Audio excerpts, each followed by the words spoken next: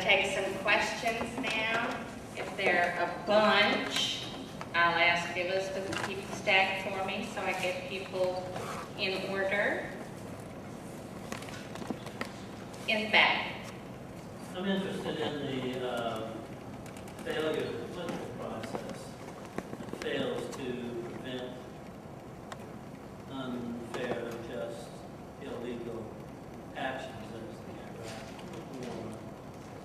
The public, of course, can protest it all. What is it about our political process that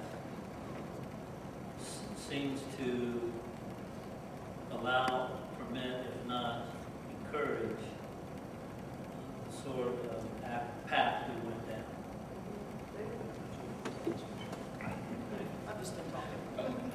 Well, I give you a few of the problems that need to be fixed, and Ann can add to it.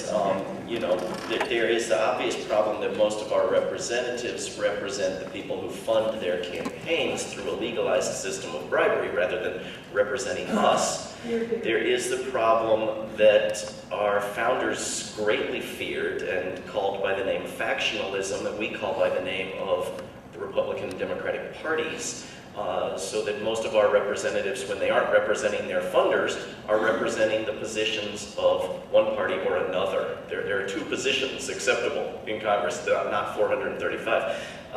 And these are things that can be addressed. They can be addressed through constitutional amendment, but they can be addressed through laws and rule changes and public action and cultural changes.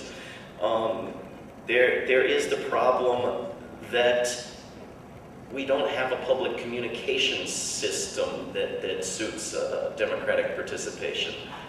We have a corporate media system with essentially one point of view permitted, which has this balance between two shades of its point of view. You know, one side is for waiting a few more years and then we'll move the war to Afghanistan, and the other side is for moving the war to Afghanistan in a few more years. And you have this debate back and forth, but you don't have open communications that would suit a democracy. You have control of the discourse in very few, very wealthy hands that really function as a cartel. I mean, it's not just that we're down to 5 companies owning our system of communications. It's that many of those companies own joint projects with the other companies, and the directors on the boards are on multiple companies, and it's unheard of anywhere else in the economy, and it's a disaster. We need to bust those monopolies. What was the point of illegality without going into it, right? I'm sorry. Well, the question is, how is invading Iraq illegal? We don't have time for the number of ways it's illegal, but I'll start with the top dozen. A war is illegal under international law and under the United Nations Charter, which under Article 6 of the Constitution is the supreme law of our land, if it is neither in self-defense nor authorized by the UN Security Council.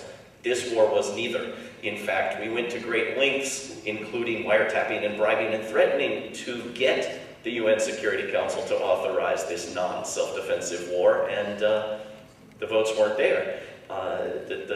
The protests, the single biggest day of protest in world history on February 15, 2003, played a major role. You know, the UN functioned as a democracy for, much less money, by the way, than any single Wall Street banker takes home.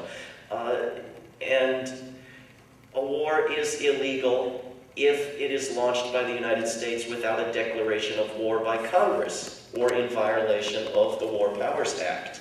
And this was both. Now, Congress went out of its way to pass this unconstitutional authorization to use force, saying, never mind us, if you want to start a war. But they put requirements in there that the president must report to us how this advances the cause of preventing future attacks of 9/11 and so on. And the president was required to report why Iraq was an imminent threat to the United States of America and to back up his claims. And he sent this report that was simply chock full of lies about the weapons and about the ties to Al-Qaeda and terrorism. And Misstatements to Congress are felonies. Misleading the Congress or any agency of the government, even by omission, is a felony.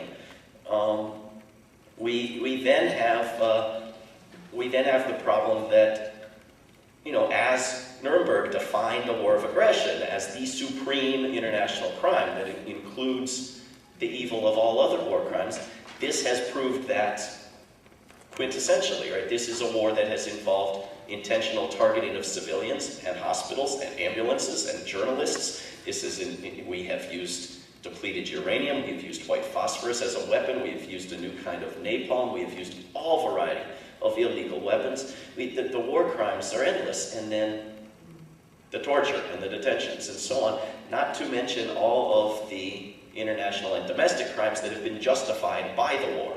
Right? We must throw out the Fourth Amendment and spy on you without warrants because there's a war and so forth. I mean, this is, in any possible way that an action could be illegal, this has covered it. And these are crimes with no statute of limitations. These are crimes that beginning next year the International Criminal Court can prosecute. These are crimes that Spain, Germany, England, France can prosecute, just as Pinochet was prosecuted. These are crimes that can be prosecuted at the federal or, in some ways, the state and district levels in this country, and some of them without any statute of limitations. So these guys have to watch their backs from here on out. And they knew it. They knew it from the start. They were afraid from the start, and they were getting their lawyers to write memos, and the president was signing orders, throwing out the Geneva Conventions from the start, and they're still scared. And they should be. And if they're not, we should be.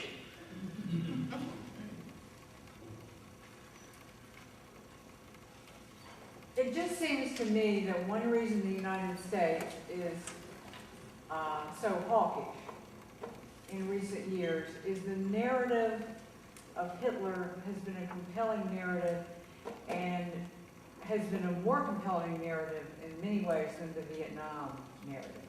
There are either people who are guided by this is Vietnam, or there are people who are guided by this is Germany. And these seem to be the two compelling stories that we go back to over and over again to try to interpret how the world works. And then we try to apply that understanding of how the world works to a new situation. Bush could not do what he did unless an awful lot of the American people are convinced that the world works like it worked during Hitler's time, and that Neville Chamberlain was a disaster, and that you must deal with evil by the use of violence and force in order for people to be safe.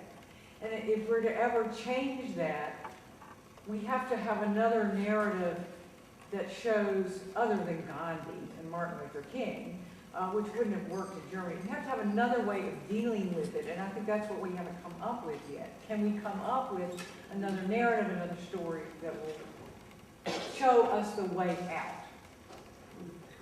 Well, I'd love to speak to this, and Ann might as well. First of all, we're at 19% approving of George W. Bush's presidency, so we don't want to overestimate the people out there who buy into the, those 19% are hard to find, except on television, right? They're all over the place on television. And so there's always this over-impression that people buy into this when we actually are the majority, overwhelmingly the majority. I think it's very interesting to bring up Germany in Wilson's town, because here is a case where a man was elected on a peace platform, who then set up an early version of the White House Iraq group that went out to sell us a war with the prime goal of making Americans hate Germans. Germans are devils. And it was accomplished so well that by the end of the war, it was still dictating the terms of everything. And the whole settlement was to punish the devils, which practically guaranteed us another war coming from Germany. And so that after that war, we took a very different approach. The Germans were not devils anymore. They were human beings work with and to help recover. And they recovered so well they are actually much better citizens of the world than we are now. And so the story of World War II cannot start the day of Pearl Harbor. It has to start many years before that, right? And even then, you know, we had imposed horrible sanctions and threats on the Japanese. We had decided to start shooting at the Japanese. They just shot at us first. And so it's not, World War II is not the angelic story of glorious war and self-defense that it's made out to be. But even if it were, it bears almost no resemblance to the attacks of September 11th. I mean, as Anne has recounted, the people who have gone to jail for terrorism in recent years have been tried through an ordinary process of criminal justice, which is how the rest of the world views terrorists, as criminals, not as warriors. Right? We build them up into something much bigger than they are, and encourage and aid their recruitment by calling them warriors and acting as if we're at war with them. And you know, when they tried to blow up the World Trade Center the first time, they were tried in court. They gave up information without being tortured, and they went to prison, and they're still there. Well, I was against the war from the beginning. I'm just saying that when the average American person looks at the situation, they interpret the world in a certain way. They make certain assumptions about how it works, and they're using this story or that story to interpret how the world works. They have beliefs about how the world works.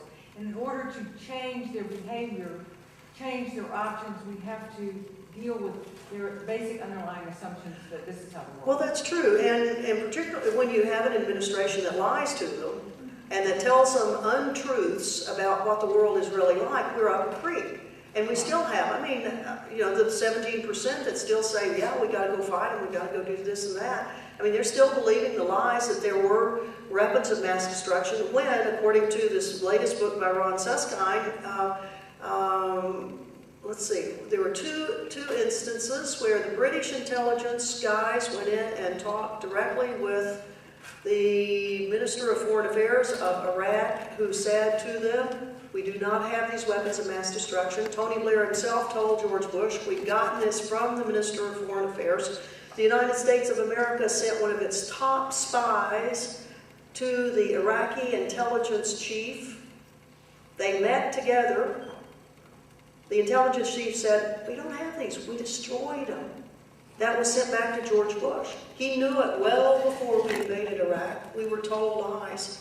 But I would say there are different ways that things can work. We've seen after World War II, as David said, you know, the Marshall Plan, not vilifying the Germans and the Japanese, treating them like humans, helping them get out of this war. For the Japanese, why, we even wrote their constitution for them, and we put into that constitution that they should renounce war. And lo and behold, they have. And here it is, 62 years later, they have not been involved in any wars, and they're very proud of it. In fact, I was invited as one of the international people to go to Japan this summer to an international, what they call Article 9, that's their renunciation of war article, a conference on it, because they are very disturbed, because lo and behold, their government is being arm twisted by guess who? George Bush. George Bush wants the Japanese to go to war in Iraq.